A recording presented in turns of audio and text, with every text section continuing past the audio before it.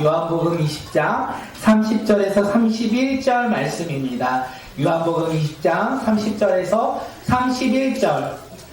요한복음 20장 30절에서 31절 말씀, 우리 함께 짧은 말씀이니까 함께 말씀 읽도록 하겠습니다. 시작. 다시요.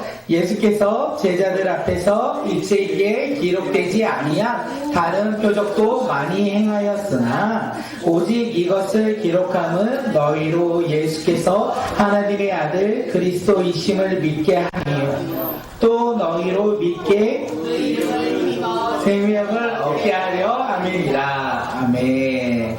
네, 오늘 어버이 주일 우리 함께 교회 나오신 모든 분들 주님의 이름으로 찬양하고 환영하고 서로를 축복하는 믿음의 자녀들이 되길 간절히 소망합니다.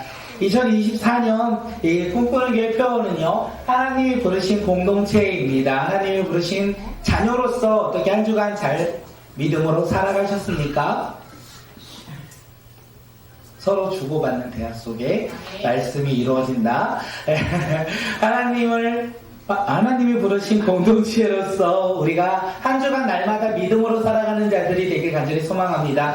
그 방법은 하나밖에 없는 것 같아요. 예수를 생각하고 예수께 집중하고 예수께 관심을 둘 때 우리는 하나님이 부르신 자녀로서 우리의 삶 가운데 기적을 누리며 승리하는 삶을 살아가지 아니할까 생각되어집니다. 돌아오는 한 주 동안 우리가 예수를 바라보며 예수를 생각하며 승리하는 삶, 기적을 이루는 믿음의 삶이 우리 모두의 삶이 되길 간절히 소망합니다. 오늘 하나님께서 우리에게 주신 말씀의 제목은요, 예수 믿고 생명 얻자입니다. 함께 제목 읽겠습니다. 예수 믿고 생명 얻자. 예수 믿고 생명 얻자. 오늘 본문에 예수 믿고 생명 얻자가 몇 번 나오는지 마치시는 분에게는 예배 끝나고 선물을 드리도록 하겠습니다. 예수 믿고 생명 얻자. 오늘은 무슨 주일일까요? 어버이 주일입니다. 부모를 공경하며 사랑하는 믿음의 공동체가 우리 꿈꾸는 공동체가 되길 간절히 소망합니다.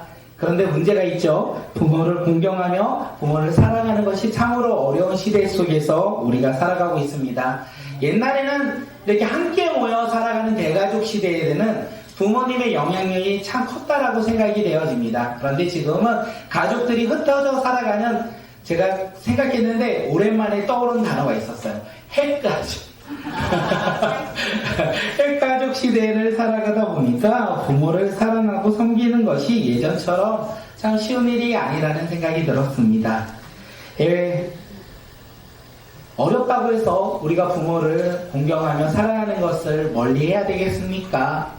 인간의 도리를 지키고자 우리는 부모를 사랑하는 것이 아니라, 혹시 하나님의 말씀 가운데 10계명의 5계명이 뭔지 아십니까? 맞아요. 다 아시네. 느낌적인 느낌으로는 다 알아요. 부모를 공경하라. 하나님의 말씀에 부모를 공경하라는 말씀이 있었어요. 인간적인 도리로, 자녀된 도리로 우리가 부모를 공경하며 살아가는 것이 아니라 하나님의 말씀에 따라 부모를 공손히, 단어를 공경 찾아보니까 부모를 공경히 받들어 모시는 것이 공경이라고 하더라고요. 우리가 부모를 공손히 받들어 모시는 예수님을 믿는 믿음의 자녀들이 되길 소망합니다. 이렇게 생각하면서 저의 모습을 보니까, 야, 철이 없어도 이럴 수 없는 아들이 있을 수 있을까 합니다. 저는 개인적으로 철이 없는 정도가 아니라 대단히 없다라고 개인적으로 생각합니다. 그렇게 저는 부모를 공경하기보다, 부모를 공손히 받들어 모시는 것보다 저는요, 부모님께 공손히 받들어 모심을 받고 싶은 사람이에요. 부모를 공경하게 하고 부모가 나를 잘 만들어주길 바라는, 철이 없어도 대단히 없다는 이유를 아시겠죠? 그런 사람입니다. 그렇기에 제 모습이 180도 변화되는 것이 너무나 어렵다는 것을 너무나 잘 알고 있어요. 변화되어 부모를 공손히 공경하는 것이 참으로 어렵다는 것을 너무나 잘 알고 있습니다. 그렇기에 부모를 공경하는 것이 어렵게 포기하는 것이 아니라 하나님의 말씀 5계명 뭐라고요? 부모를 공경하라, 이 말씀 붙잡고 조금씩 기도하며 변화되는 사람이 되길 소망합니다. 한 번에 부모를 온전히 공경할 수 없을지라도 아주 조금씩이라도 어제보다 내일 내년보다 그 다음 해에 조금씩 변화되는 믿음의 자녀가 되길 간절히 소망합니다. 우리 모두가 부모를 공경하는 믿음의 자녀들이 되시길 간절히 소망합니다. 그러기 위해서 하나님의 말씀을 붙잡고 기도할 때 우리는 부모를 공경하지 않을까 생각합니다. 저만 철이 없습니까? 아닌 분들도 참 많이 있을 것 같은데 저한테만 그렇게 웃는 거 아닌지 모르겠습니다. 또 저는요 자녀예요. 그리고 또 저의 신분은요 내 아이의 아버지이기도 합니다. 그래서 어버이날이 되면요 어린이날 어린이집 학교에서 카네이션 편지를 많이 써서 엄마한테 자녀들이 주더라고요. 아빠한테 주진 않고 엄마한테는 참 줍니다. 그래도 그날은 참 행복한 날, 축복받은 날이 아닐까 생각되어집니다. 그 날을 생각하면서 자녀들에게 내가 부모로서 무엇을 주어야 할까 생각을 항상 해요. 그러면서 지난주에 말씀이 떠올랐어요. 금요일날 설교 제목이 뭐였냐면 부모 따라 자녀 간다 라고 했어요. 부모 따라 자녀 간다. 이 내용의 결론이 뭐냐면 부모가 자녀에게 하나님의 말씀을 가르칠 때 자녀는 하나님의 말씀을 듣고 순종할 것입니다. 그리고 부모가 자녀들에게 기도를 가르칠 때 자녀들은 기도할 것입니다. 부모가 자녀들에게 복음을 가르칠 때 자녀들은 복음을 듣고 변화될 것입니다. 부모가 하나님의 말씀에 따라 비전을 가지고 살아갈 때 자녀들은 하나님이 주신 비전을 품고 살아갈 것입니다. 이것이 바로 우리의 믿음의 모습이 아닐까 생각되어졌습니다. 그래서 저 혼자 결정을 했어요. 저와 저의 아내와 동의 없이 우리 가정은 주님이 주신 그 하나님의 말씀에 따라 비전을 믿음의 유산을 남겨주는 주의 자녀들이 되길 간절히 소망한다 라는 생각이 되었습니다. 저희 가정뿐만 아니라 우리 부모인 우리 모두 하나님을 믿는 믿음의 유산을 다음 세대의 자녀들에게 남기는 믿음의 자녀들이 되길 간절히 소망합니다. 자녀들은요 항상 보고 있어요. 무엇을 보고 있습니까? 부모의 모습을 보고 있어요. 그래서 부모의 모습에 따라 자녀들이 영향받아 그 길을 걸어가는 것이 아닐까 생각되어집니다. 부모인 우리 모두가 믿음의 유산을 가지고 그 믿음을 가지고 다음 세대들에게 증거하고 전함으로 우리 자녀들도 그 믿음의 유산을 이어받아 하나님의 자녀로서 예수 그리스도를 믿음으로 말미암아 그 소망을 가지고 꿈을 가지고 살아가는 주님의 자녀들이 되길 간절히 소망합니다. 이게 우리의 동일한 마음이 아닐까 생각합니다. 어버이 주일에 우리가 부모를 공경하는 건 힘들지라도 우리가 조금씩 기도하며 부모를 공경하고자 노력하는 믿음의 자녀들이 되길 소망하고 우리 다음 세대 자녀들에게는요 하나님이 주신 그 꿈과 비전을 우리 다음 세대에게 증거하고 전함으로 말미암아 우리 다음 세대가 우리 부모 세대보다 더욱더 하나님을 믿고 예수 그리스도를 닮아 살아가는 주의 자녀, 주의 백성 그리고 믿음의 가정이 되길 간절히 소망합니다. 어버이 주일에 우리가 함께 나누는 하나님의 말씀이고 지금부터 본격적으로 요한복음 말씀을 나누도록 하겠습니다. 말씀을 나누기 전에 개론을 먼저 조금 함께 나누면서 다음 주부터 본격적으로 말씀 나누려고 합니다. 요한복음의 저자 누구입니까? 요한복음의 저자는 요한인데 우리가 그 요한이 세베대의 아들 사도 요한인지 초대교회 장로 요한인지는 정확하게 알 수 없다라고 많은 사람들이 이야기하고 있습니다. 왜 정확하게 알 수 없냐? 요한복음을 읽으면요 요한복음의 저자가 누구인지에 대해서 정확하게 이야기하지 않기 때문에 그래요. 그래서 요한복음의 저자는 정확하게 우리가 알 수 없지만 오늘 말씀 요한복음을 통하여 알 수 있는 것은 예수님의 제자 가운데 에 참여한 자가 바로 이 요한복음의 저자이다라고 성경은 이야기하고 있고 초대교회의 많은 교부들, 지도자들이 뭐라고 이야기하냐면 세베대의 아들 사도 요한이 에베소에서 지은 것이 바로 요한복음이다라고 이야기하고 있어요. 그래서 우리는 요한복음의 저자가 누구이냐면 세베대의 아들 예수님의 제자 사도 요한이라고 우리는 생각하며 말씀을 보고 있습니다. 그러면 요한복음을 받고 있는 사람, 쓴 사람이 세베대의 아들 그 사도 요한이면 받는 사람이 있다는 거죠. 그 받는 사람은 누구입니까? 유대인일 것이라고 생각합니다. 많은 사람들이 유대인 혹은 유대인에서 예수님을 믿음으로 개종한 예수님을 믿는 사람들에게 쓴 편지다라고 이야기해요. 왜 그러냐면 요한복음은요, 다른 복음서에 비해 특징이 하나 있다면 구약 말씀을 많이 이용해요. 다시 말하면 많이 이용한다는 것은 받아서 읽는 그 사람들의 성향을 알고 있었다라는 거예요. 그들은 구약의 이야기를 잘 알고 있던 사람들에게 예수 그리스도의 복음을 전하고 있는 것이 바로 요한복음이라는 거예요. 세베대 아들 이 사도 요한이 이 예수님을 믿는 유대인들에게 쓴 것이 바로 요한복음이다라고 많이 이야기합니다. 그러면 쓴 목적이 있겠죠? 편지를 쓸 때 사랑하는 여인에게 편지를 쓰는 것은 나의 사랑을 알려고 우리가 편지를 쓰는 거겠죠. 자녀에게는요, 부모가 하고 싶은 이야기를 쓰는 거겠죠. 어버이날에 자녀가 부모에게 주는 카드는요, 부모님 나를 낳아주셔서 감사합니다, 이렇게 쓰겠죠. 네, 목적이 있다라는 거예요.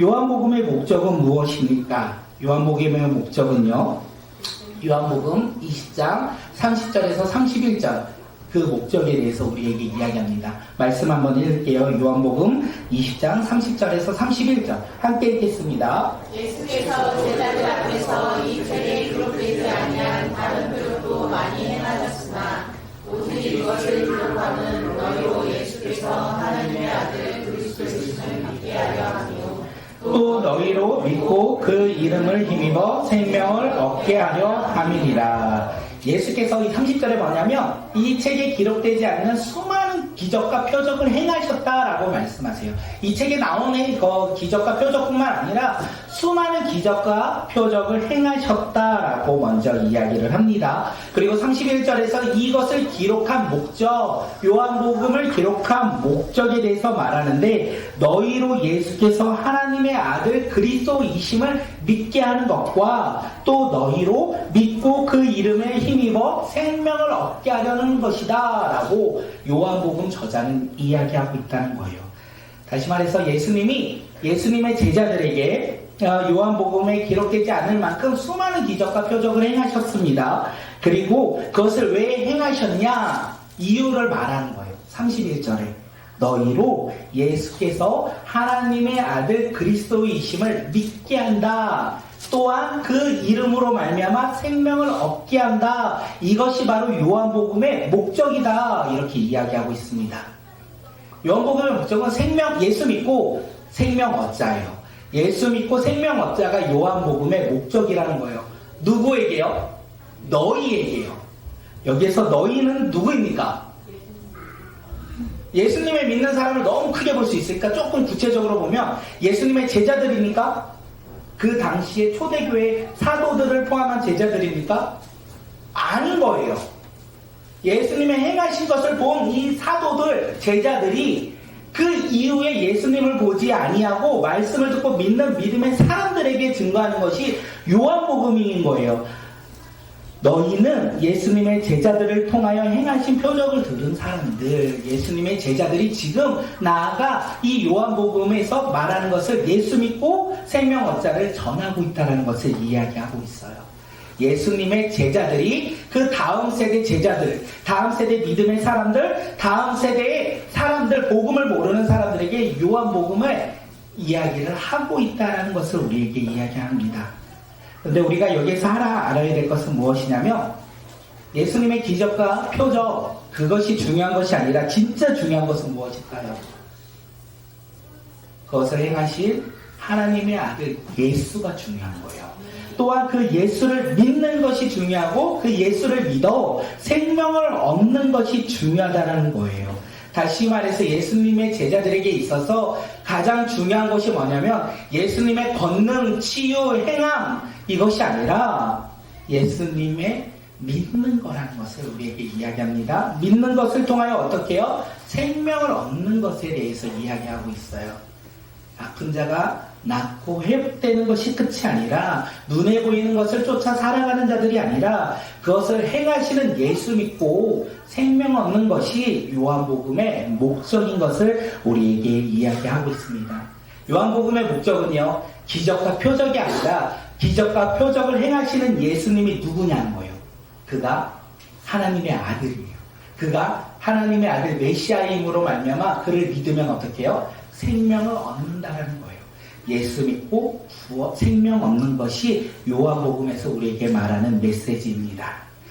그래서 예수님은요, 요한복음에 기록되지 않을 만큼 수많은 기적과 표적을 행하셨어요. 하나님의 아들이 바로 예수님인 것을 세상 가운데 드러내셨어요. 유대인들이 그것을 보았어요. 유대인들은 어떻게 합니까? 믿습니까? 믿지 않습니까?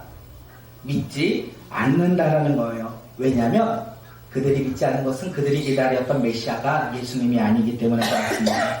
그들이 기다린 메시아는 누구입니까? 우리를 지금 어렵게 하고 있는 이 로마로부터 해방시킬 다윗같이 힘이 센 그 메시아를 기다리고 있었어요. 그들은 예수 믿고 구원, 생명 얻는 것이 목적이 아니라 그 유대인들의 목적은요, 자신들을 구원할, 자신들의 필요를 채울 메시아를 기다리고 있었다는 것입니다. 그런데 유대인뿐만 아니라 놀라운 것은 예수님을 따르는 제자들도 마찬가지예요. 예수님은 제자들에게 수많은 기적과 이적을 보여주셨어요.